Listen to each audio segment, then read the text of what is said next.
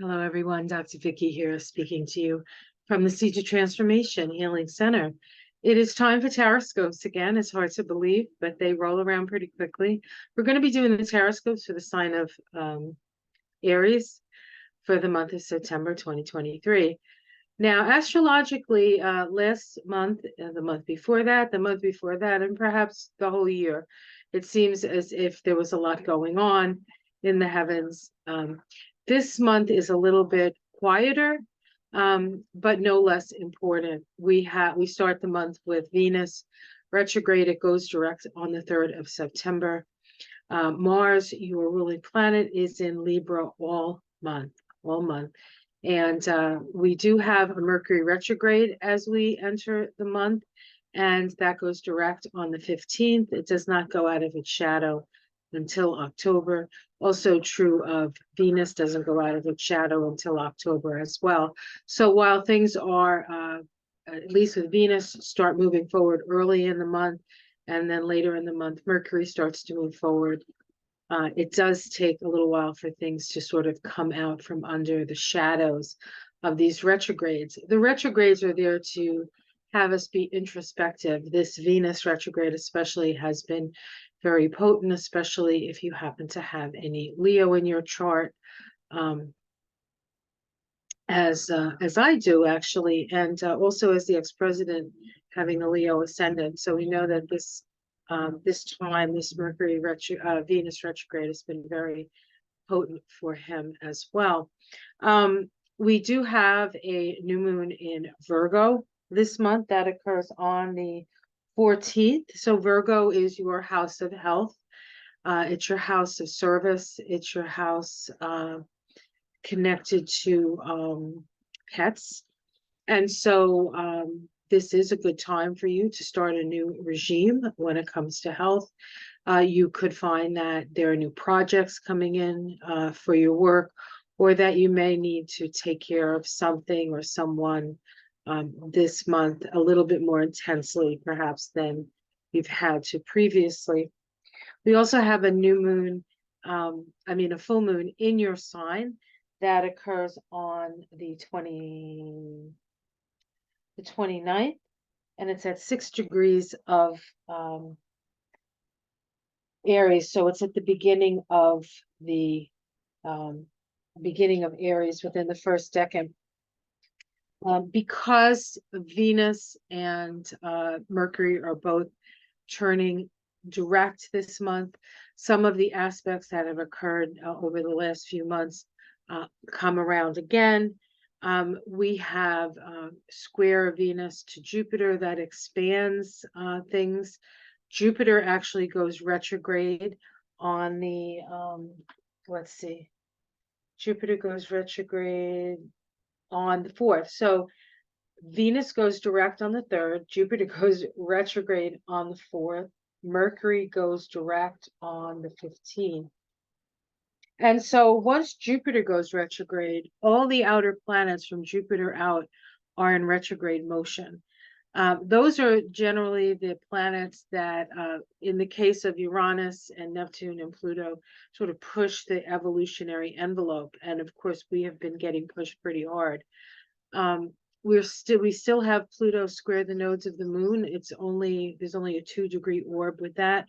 So that's still very profound. And that requires us to renegotiate our relationships and our relationship to be empowered within our relationships. But there are things that we need to look at and how we relate to others that need to be resolved before we can move on to that North Node in Aries, which is your sign. So before the new can come in, we need to work out some of the kinks of the old, so to speak. So that's just a general astrological picture. As I said, there's not a whole lot. There's a lot going on, of course, but it's not as profoundly as the last couple of months. So what I'd like to do is I'm going to start this reading with a oracle card. This is the Angel and Ancestors Oracle card by Kyle Gray, and the art by Lily Moses. The art is really quite spectacular in this deck. So we're just going to pick one card. So angels and ancestors oracles, and I will read from the book. Oh, there it is. If I can find the book, I'm looking at the book as I'm sitting here. All right, let's see. What do we have? Winter. Take care of your needs. Take care of your needs. Now, of course, this month here in the Northern Hemisphere, we move into the fall season. And for you guys down in the Southern Hemisphere, spring is here. Well, not quite, but soon to be. Soon to be, yes. And the change of the season will occur on the 23rd. Fall equinox here in the Northern Hemisphere, and spring equinox in the Southern Hemisphere. And of course, with Mars being in Libra all month, for you, you're already renegotiating your contracts, right? Sort of goes along with the theme of the nodes. Okay, let's see what it says here.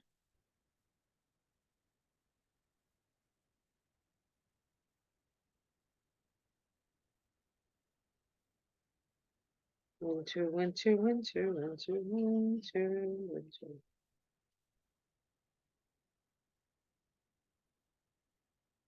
Seasons, 144. Oh, that's a magical number.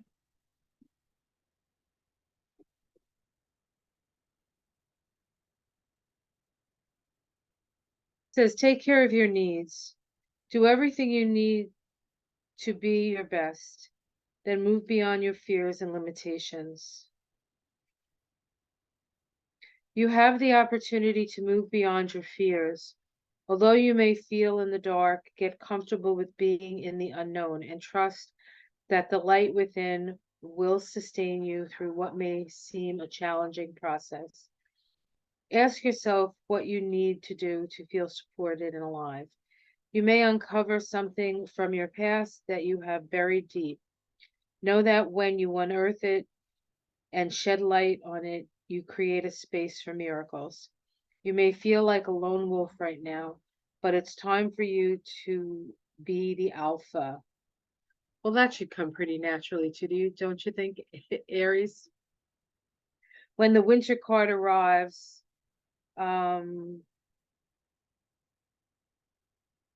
it can also indicate that the coming winter will usher in important energies with regards to your question or intentions. So this, this being a winter card coming in at this time of the year, really says it's really about digging deep within yourself to find the strength and to find what you're looking for. What you're looking for, you're going to find within yourself, and that sort of goes along with the Venus retrograde and the Mercury retrograde, and then with all the social and transpersonal planets moving retrograde. This is a time when we are trying to figure out our place in the world, and we're figuring out our place in a world that seems to be constantly changing. So you're not alone in perhaps your confusion, or you're not alone in what do I do now kind of feeling. Aries is usually pretty good at knowing what's next. In fact, they're usually 2 steps ahead of everybody else anyway. But this may be a time when that's a little bit harder to access. And so instead of looking outside of yourself, perhaps it's the looking within that's going to find your answers for you. All right, so let's see what the cards say. I'm going to be using one of my favorite decks, Tarot of the Spirit, by Pamela Eakins. And let's just shuffle it up and see what's coming up for you, Aries. Now, this reading is for Aries Sun, Aries Moon, Aries Rising. And really, the Aries reading is a reading for everybody because it is the first sign of the zodiac. So if we wanted to pick a reading that would apply to everybody, this is the reading. So pay attention, everybody. Pay attention, everybody, even if you're not an Aries. And if you're an Aries and you think this resonates for somebody who's not an Aries, send it to them. Say, here's a gift. All right, almost there. Just a few more shuffles. So August was quite the month, don't you think? A lot of changes, a lot of big changes, a lot of things coming to fruition, which was really what August was about. It was also, August was kind of like, whoa, here it comes. It's all coming down now. And now with all the information we have, well, now we have to make sense of what came through in August, right? So we're kind of all in the same boat in that way. All right, let's see what it says. Okay, I had them upside down. I thought so. So we start with quite a bit of anxiety as we start the month. Now that's reason enough. There's reason enough to be anxious. Where the weather. And for those of you who live in the southern hemisphere, with El Nino, or is it El Nino this time? It promises to be maybe a little hotter than it has been for you, and it's been pretty hot down there, and you guys have had a lot of issues with fires and the like. So, and as have we up here in the northern hemisphere. So we have some anxiety about the future, about what's ahead of us. Let's see the challenge to that. We have the Four of Water. This is about being overwhelmed. So there's this sense of the mind. This is the this is the nine, right? The nine of Wands, or the Nine of Swords, is it's nightmarish. There's this nightmarish feeling, and we're feeling overwhelmed. So we're feeling like very sort of negative mental emotions, and then negative thoughts and overwhelming emotions, just sort of feeling. And whenever there's this kind of shifting and changing, when things are happening in the world, if you're at all empathic, you feel the waves of whatever it might be, terror. You might feel the waves of sorrow. You may even feel the waves of change, and it doesn't feel like a sorrow or whatever, but we're feeling everything. It's coming in like waves, right? And so that's what this describes. Let's see what's at the root of this. We have cause and effect. I really feel like there's a real concern about climate change in this particular read. So this may be you, of course, as I said, this is for everyone as well. Let's see what's in the past. We have the father of fire. This is the knight, or the king of wands in the other decks. The king of wands has a focus. You see, he's rushing towards this, whatever this is, right? Whatever that might be. And uh, it this actually reminds me of a cervix. Sorry. And he's like rushing.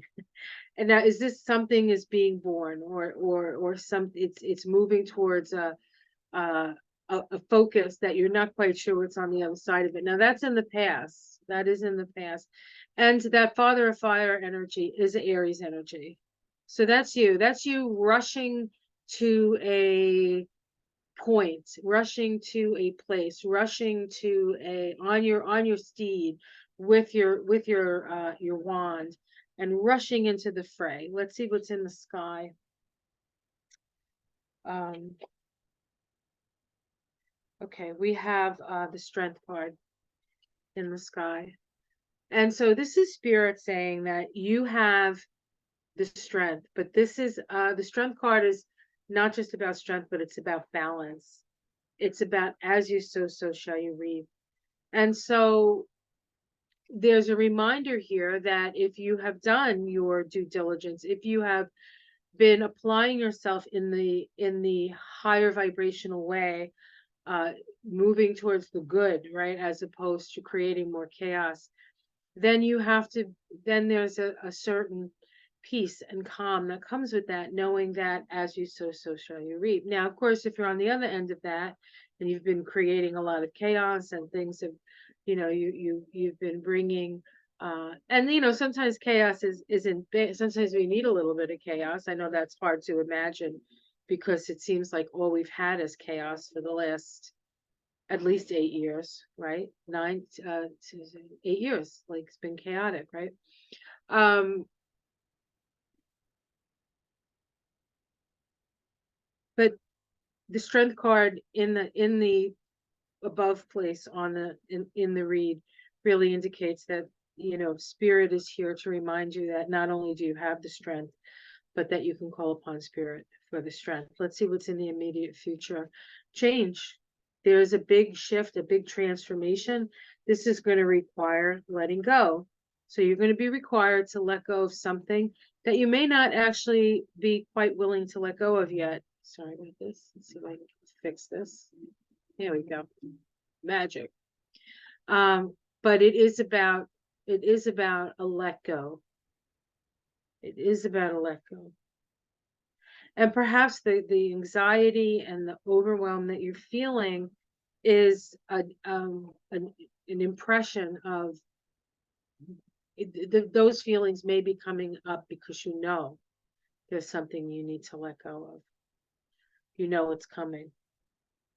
How other people see you, fountain of love, very loving, always there to pour out the love for people.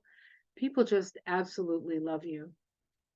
I'm married to an Aries, and while sometimes I want to pull my hair out and scream, most of the time it's just a bucket of love, because there's just such a beautiful, innocent sensitivity about Aries, that when they're not feeling like they're being attacked, um, it really shines through. There's a naivete and a sweetness that comes in with the Aries energy that's not always appreciated. Let's see the domestic situation. Yeah, there's a lot of emotional ups and downs. This is going to be a tough month for you, Aries. I'm not going to sugarcoat it. There's a lot of stuff that you're going through. Now, this in the domestic situation, the moon in the domestic situation can be emotional ups and downs, and um, things coming up from the past. That was actually indicated in the winter card that we got, the first card that I pulled from the Oracle deck. So there are things coming up. There are things coming up from the past that need to be resolved. This is probably a function of Pluto squaring the nodes, having to go to your past relationships, whether that be with your parents or with your family or with whoever, your just your past relationships. And it's going to bring some stuff up. Hopes and fears. The sun, illumination. You want to see it, and sometimes you're like, do I really want to see it? Out come the devil. This is going to show you where you are.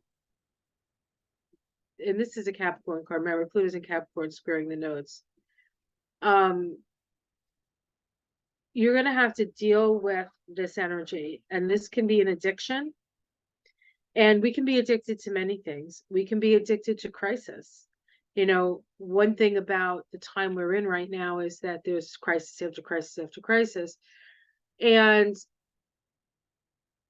when the crisis goes, what do you do? It's like, what I don't have to, like, it's like it's like PTSD, really. We're like, right? Every time. And all of a sudden nothing's happening, and you're like, what's it gonna happen? Like you're looking to and then you'll create another crisis in your life just to have to fill in the space that's being left by the fact that maybe there isn't a crisis. So you can be addicted to crisis. You could be addicted to food. You could be addicted. The devil card is really just about what keeps us from our light. What is it that you're chained to that keeps you from whatever it is that you can't seem to find? Is it love? Is it abundance? Is it a sense of self-worth? Whatever it is, you're going to understand what keeps you tied down. Now let's see what's underneath this. We have the Mother of Water, which is the Queen of Cups. We have Temperance, healing, and the resurrection, or the judgment card. And so underneath it, under what's happening right now, underneath all of what you're feeling is is is a sweeping away of that which no longer serves you, but it's scary. But it's gonna clarify things for you. It's gonna clarify things. And I think that you're gonna see the patterns that keep you from whatever it is you seek, whether it's peace of mind, happiness, abundance, whatever that is.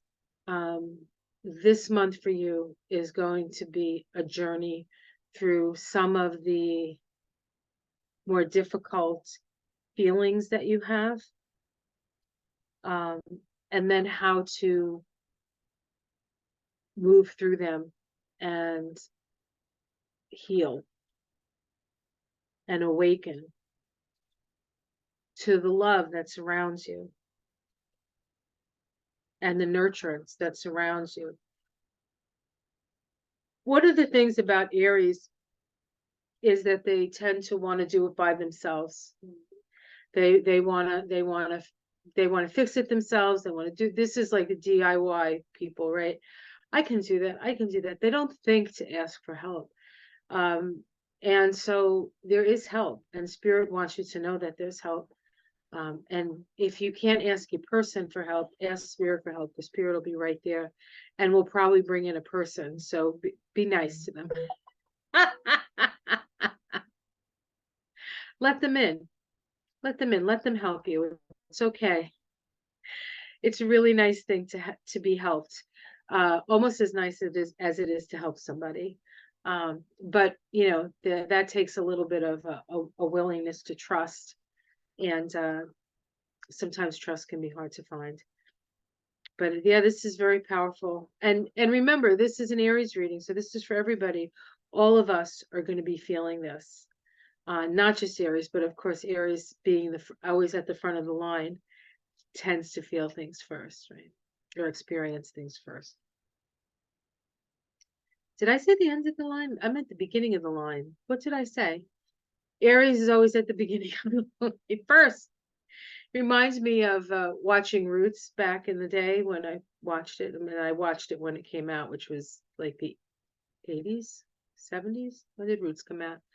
And there's a scene where Kunta Kinte it's some, I think that this is when they circumcise the boys, and they do it when they're like older, like I guess maybe 16 or however old Kunta Kinte was, and they're like who wants to go first? And Kunta Kinte jumps in, and then he realizes what they're going to do to him, and he's sort of like, oh, do I really want to do that? So that's kind of what that reminds me of. Aries is like, yes, oh, wait a minute. So that's the story, Morning Glories. We're here. We're all here for each other. Don't worry about it. It's going to be a challenge, but you can do it. I know you can. All right, guys, have yourself a wonderful month. Like, subscribe if you would, and I'll see you again next month for the Taroscopes of the month of October. If you would like a reading, you may feel like you need a reading this month. There is a link below to my website. I do 60-minute and 90-minute reads. If it's your first reading, I prefer the 90 minutes because it's a combination of astrology, Kabbalah, and numerology. But if you're not able to do that, an hour is fine as well. So I hope to hear from you. All right. Take care, everyone. Namaste.